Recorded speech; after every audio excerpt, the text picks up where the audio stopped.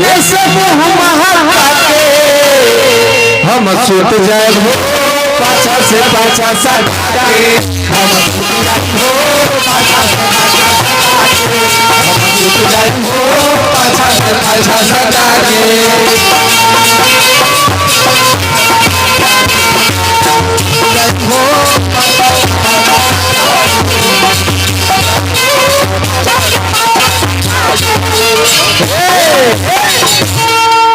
ए भाई दरले के जोड़ी वाला गाना जो बता। अरे भाई तो एकदम चक्की पीस के जियान को देता। अरे राम हो राम इतना पीछे कहाँ से सीखले हो?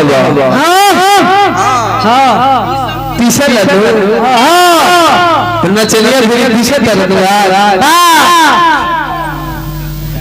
तले आता ना तले विष्णु हो जाओ ये